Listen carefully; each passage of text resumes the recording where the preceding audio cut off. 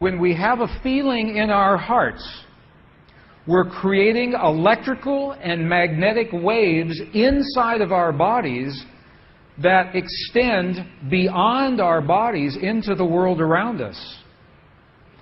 And what's so interesting is the research shows that those waves extend not just 1 meter or 2 meters, many, many kilometers beyond where our heart physically resides. So right now in this room is having an effect on Italy beyond this building, beyond these walls. The field of energy that we are about to discuss is a mirror. A mirror, it reflects our feeling of what we are experiencing in the moment.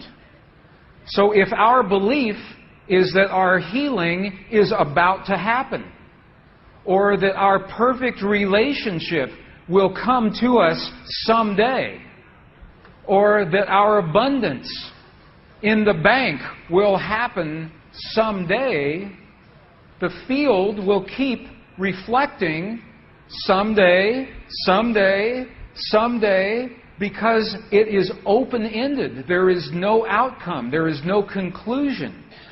This is a very subtle, very powerful understanding of how this field works.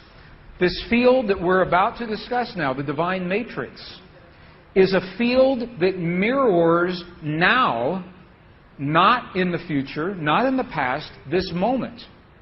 So what we choose to experience in our lives, we must first feel in our hearts as if it has already happened. And this is something that happens all the time in this part of the world. It's not one-time only healing. They do this all the time. But when Western scientists see this, it makes no sense.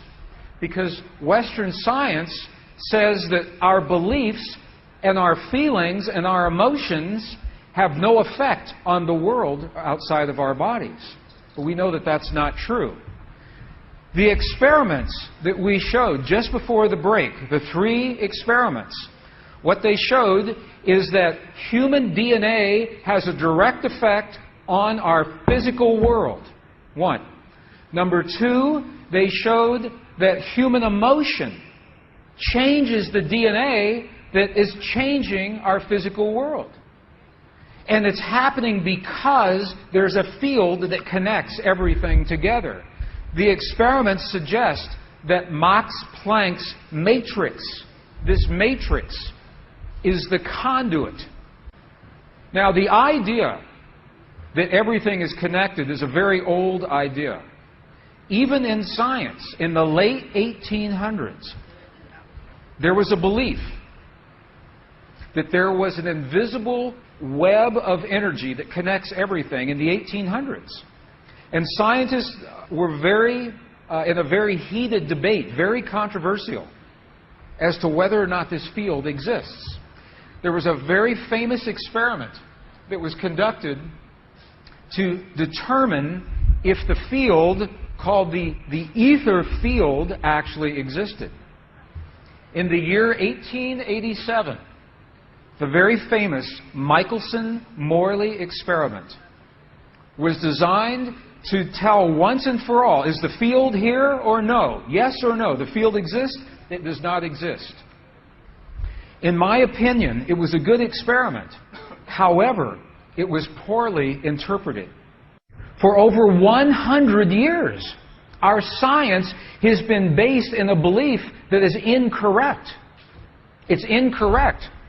Now, this is very interesting. 100 years later, 1986, the United States Air Force repeated that experiment. 1986, the United States Air Force replicated the Michelson-Morley experiment.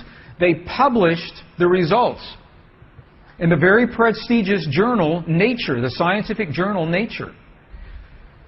What they found was this, They repeated the experiment with good equipment, much better equipment. The bottom line is that the field exists. They found that the field is actually there. This is reported in August 1986, the journal Nature, volume 322. They said, the field is there. And not only is the field there, it measured precisely the way that Michelson and Morley had predicted 100 years earlier. They just didn't have the equipment to work this out. Now, why don't we know about this? This should have made the cover of every major magazine and newspaper. This should have been on CNN headline news or Sky News. But this changes everything for the scientists. Because the textbooks all say the field is not there. Entire careers are based on the field not being there. And now the field is there.